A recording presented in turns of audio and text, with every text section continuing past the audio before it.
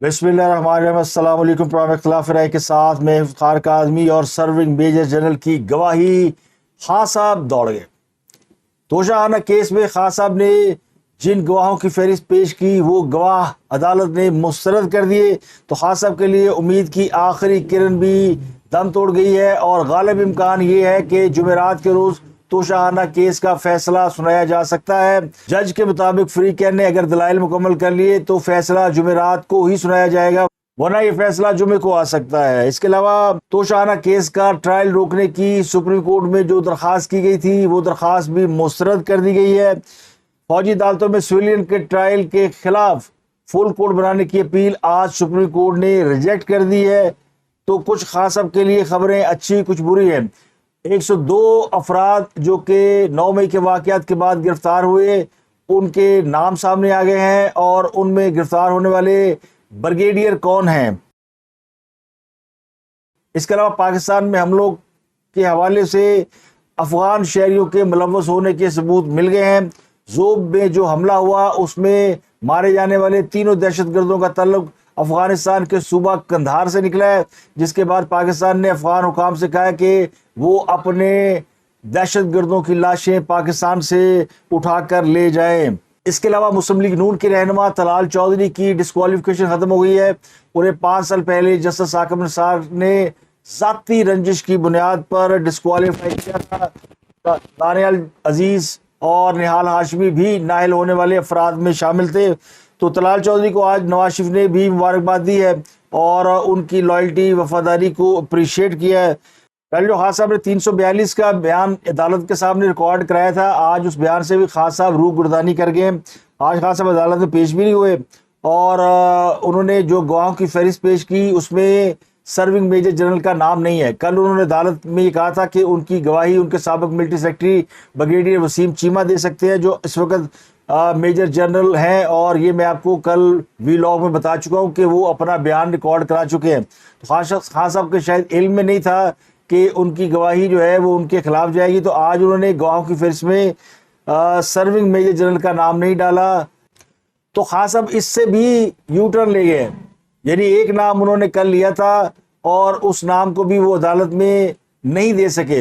अब वो अदालत में पेश होते नहीं होते ये बात का मसला था, लेकिन ब्रिगेडियर वसीम जिनके ऊपर ये इल्ज़ाम लगाया था और खान साहब ने ये साबित करने की कोशिश की थी कि उनके जो तहाइफ़ों का बेचना और लेना देना, इस सब में उनके साथ जो फ़ौज के अफसर ड्यूटी पर थे वो ये सारे काम करते थे। तो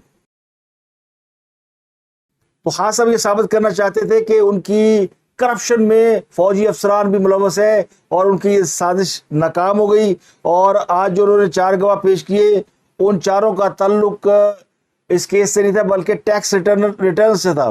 तो डिस्ट्रिक्ट एंड सेशन जज हुमायूं दिलावर ने कहा कि साबिक वज़ीर-ए-आज़म के वकील बैरिस्टर गौहर अली ने मान लिया है कि ये जो 4 गवाहों की फहरिस्त अदालत में पेश की गई है, इन सब का ताल्लुक टैक्स रिटर्न से है। तो जज हुमायूं दिलावर ने रिमार्क्स दिए कि सेशन अदालत इनकम टैक्स रिटर्न को नहीं देख रही, शिकायत इनकम टैक्स ऑर्डिनेंस के तहत दायर नहीं की गई। चेयरमैन पीटीआई इनकम टैक्स से गवाहान का ताल्लुक साबित करने में नाकाम रहे हैं। मामला इनकम टैक्स का नहीं है, मामला गोशवारों को जमा कराने का, मामला आपकी जो आपने डिक्लेरेशन दिया उसका, तो इसलिए इन चारों अफराद को पेश करने की इजाज़त नहीं दी जा सकती। तो इमरान खान के वकील ने कहा कि जी माजरत चाहता हूँ, मैं जुमे को गवाहान को पेश करना चाहता हूँ। तो हुमायूं दिलावर ने फैसला लिखवाते हुए कहा कि बैरिस्टर गौहर अली ने ये मान लिया कि इनका ताल्लुक इस केस से नहीं है। तो अब कल फ्री कैन ने हतमी दलाइल अगर नहीं दिए तो फिर केस का फैसला महफूज कर लिया जाएगा। तो कल दोबारा 11 बजे तक समाअत मुलतवी करते हुए चेयरमैन पीटीआई इलेक्शन कमीशन के वकला से हतमी दलाइल मांग लिए हैं। तो गालिब इम्कान ये है कि जुमेरात के रोज़ इस पर हतमी दलाइल होंगे। तो आज खान साहब की जानिब से जो 4 गवाह अदालत में जिनकी फहरिस्त पेश की गई, उनमें tax consultant Mohammad Usman Ali, senior manager Qadeer Ahmad, ITB के सीनियर मैनेजर नवीद फरीद और पीटीआई के रऊफ हसन शामिल थे। ये रऊफ हसन वही हैं जो कि आजकल पीटीआई के तर्जमान है, तो खान साहब ने उनका नाम भी गवाहों में डाल दिया और ये पार्टी के सेक्रेटरी इत्तलात भी हैं।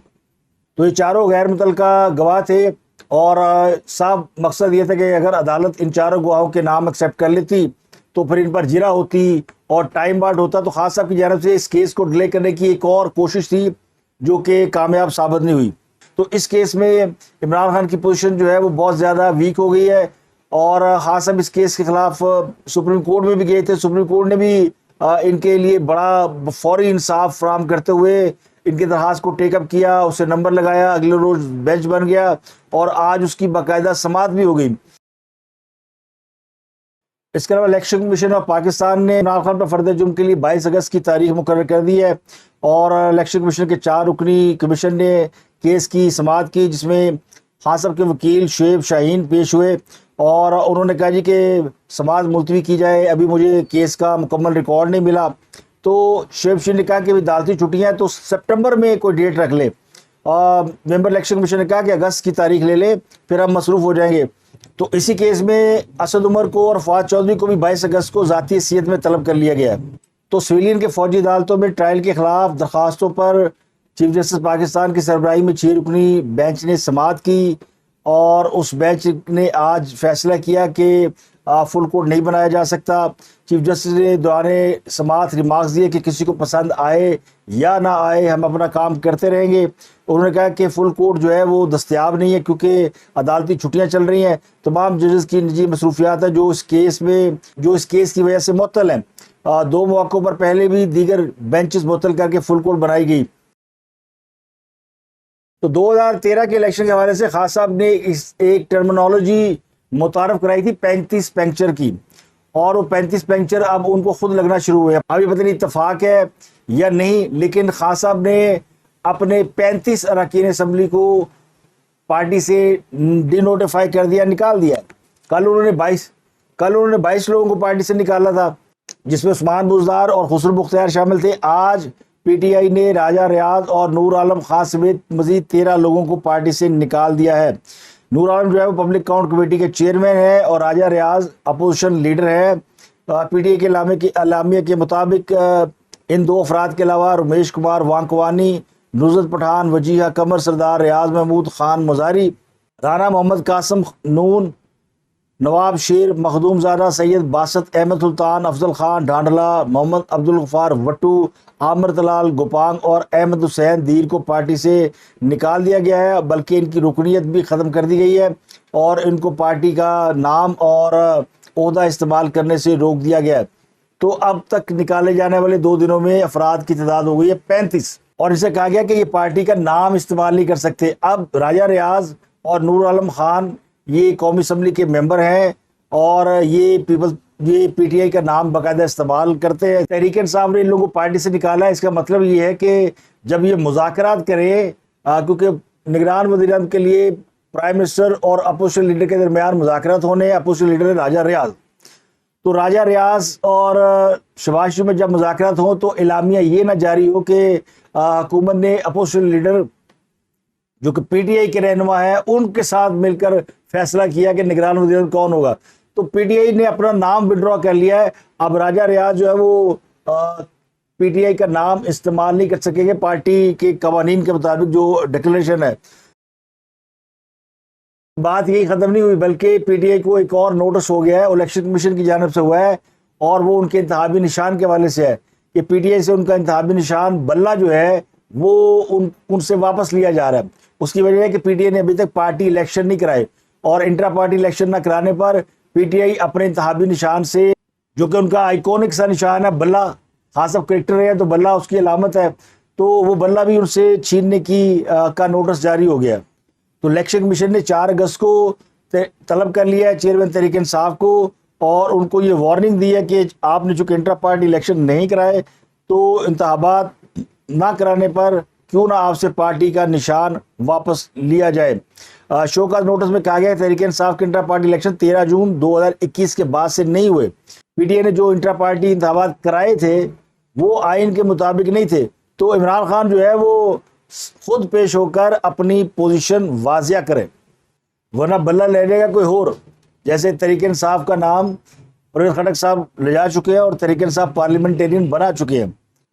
اب نگران وزیر اعظم کے حوالے سے 2 نام بڑے پرومیننٹ ہیں، اور ان میں ایک نام محمد میاں سومرو کا ہے اور ڈاکٹر عشرت العباد. یہ 2 نام اس وقت ٹاپ پوزیشن میں ہیں.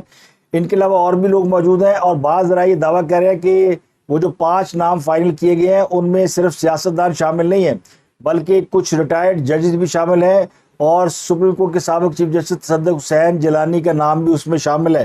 یہ ڈان کی رپورٹ ہے جس میں آج انہوں نے تصدق حسین جیلانی کا نام بھی دیا کہ وہ بھی اس ریس میں شامل ہے۔ اس سے پہلے خلیل الرحمان رمدے کا نام بھی لیا جا رہا تھا اور بھی لوگ شامل ہیں۔ پیپل پارٹی مرزا اختیار بیگ کو بھی ایز اے فائنانس ایکسپرٹ آگے کر رہی ہے کہ یہ سیاستدان بھی ہے اور معاشرت دان بھی ہے، تو اس کا نام بھی کنسیڈر کیا جائے۔ تو یہ 3-4 نام ہیں، لیکن جو ٹاپ پوزیشن ہے وہ ڈاکٹر عشرت اللہ باد اور محمد میاں سومرو، ان دو میں سے کوئی ایک نام جو ہے وہ فائنل ہو سکتا ہے، کیونکہ ان دو ناموں کو دوسری طرف سے یعنی طاقتور حلقوں کی منظوری بھی حاصل ہے۔ آج اٹارنی جنرل نے سپریم کورٹ کے اندر یہ بتایا کہ جن لوگوں کے مقدمات فوجی عدالتوں میں ٹرائل کیے جانے ہیں ان کی تعداد 102 ہے۔ ان کے نام بھی انہوں نے کل دے دیے تھے۔ ان میں ایک ریٹائرڈ بریگیڈیئر بھی شامل ہیں، اور عدالت میں یہ بتایا گیا جی کہ ان کو بڑی عزت اور وقار سے رکھا گیا۔ تو اس پر یہ کہنا تو بنتا ہے کہ اگر عزت اور وقار جیل میں جانے سے ملتی ہے اور فوجی تنصیبات جلانے سے ملتی ہے، فوج کے خلاف مظاہرے کرنے سے ملتی ہے، اسٹیبلشمنٹ کے اوپر حملے کرنے سے ملتی ہے، تو پھر باقی لوگوں کا کیا قصور ہے؟ تو پھر کوئی بھی عزت اور وقار کے لیے جیل جانے کو تیار ہوگا۔ تو ان کو عزت و وقار دینے کا جو اعتراف کیا حکومت نے، وہ کیا فیسلٹی دوسرے ملزمان کو بھی حاصل ہے جنہوں نے اس طرح کے ہینیس کرائم کیے ہوئے ہیں؟ تو یہ سمجھ میں نہیں آئی کہ حکومت کیوں اتنی اس کی آگے لیٹی اور کیوں 102 افراد کے حوالے سے اتنی یعنی لینسی کا مظاہرہ کر رہی ہے۔ اور حکومت تو ایسے لگتا ہے جیسے 102 افراد جو ہے وہ کوئی ملزم نہیں ہے، بلکہ یہ کوئی وی آئی پیز ہے۔ اور وی آئی پی اس لیے کہ ان میں بڑے بڑے لوگ ہیں اور میں فوجی ہیں، فوجیوں کے بچے ہیں، ان کے رشتہ دار ہیں، تو شاید اس لیے سپریم کورٹ بھی بڑی کنسرن ہے، کیونکہ ان کے اپنے بھی بہت سے لوگ ایسے ہیں جن کا تعلق عدلیہ سے بھی ہے، رشتہ داریاں ہیں آپس میں۔ تو اس لیے کوشش یہ کی جا رہی ہے کہ ان 102 افراد کو کوئی ذرا سی بھی گزند نہ پہنچے۔ اب ان 102 افراد میں جو بڑا نام ہے وہ ایک بریگیڈیئر صاحب کا نام ہے، ان کا نام ہے بریگیڈیئر جاوید اکرم۔ یہ سابق ایم پی ہیں، ٹوبا ٹیکسنگ سے ان کا تعلق ہے۔ یہ جناح ہاؤس حملے میں ملوث تھے اور یہ اس لیے پکڑے گئے کہ انہوں نے اپنی ویڈیو خود بنا کے، جب جناح ہاؤس جل رہا تھا، کور کمانڈ ہاؤس میں آگ لگائی جا رہی تھی اور بلوائی ہنگامہ کر رہے تھے، یہ کور کمانڈ ہاؤس کے اندر تھے اور یہ باقاعدہ ویڈیو جو ہے وہ لائیو نشر کر رہے تھے اور خود اس ویڈیو میں یہ نظر آتے ہیں، تو اس لیے ان کو گرفتار کیا گیا ہے۔ یہ پی ٹی آئی کے ٹکٹ ہولڈر بھی ہیں، یعنی جو عمران خان صاحب نے صوبائی اسمبلی کے لیے ٹکٹ تقسیم کیے تھے ان میں یہ بھی امیدوار ہیں، اور ٹوبا ٹیکسنگ میں جہاں سے یہ الیکشن لڑتے ہیں ان کے مد مخالف جو امیدوار ہے اس کا تعلق بھی فوج سے ہے۔ تو یہ پاک فوج کے سابق بریگیڈیئر ہیں، ان کو بھی گرفتار کیا گیا ہے اور ان کا مقدمہ بھی فوجی عدالتوں میں ٹرائل ہونا ہے۔ تو یہ 9 مئی کے واقعات میں صرف یہ ایک ریٹائرڈ فوجی شامل نہیں تھا، یعنی ان کے بارے میں کہا جا سکتا ہے کہ جس ادارے کی ساری زندگی انہوں نے خدمت کی، جس میں نوکری کی، جس کا کھایا، تو اسی کے خلاف یہ غداری کے مرتکب ہوئے ہیں۔ تو بہت سے فوج کے ریٹائرڈ جرنیل بھی ہیں جن کے نام دبا دیے گئے ہیں، جنہوں نے 9 مئی کے واقعات میں بڑا میجر رول پلے کیا ہے۔ تو کسی پروگرام میں ان کا بھی ذکر کریں گے کہ وہ کون لوگ ہیں۔ تو اب تک اتنی آپ سے ملاقات ہوتی ہے، اگلے ولاگ میں اپنا گرد و نواح کے لوگوں کا بہت خیال رکھیے۔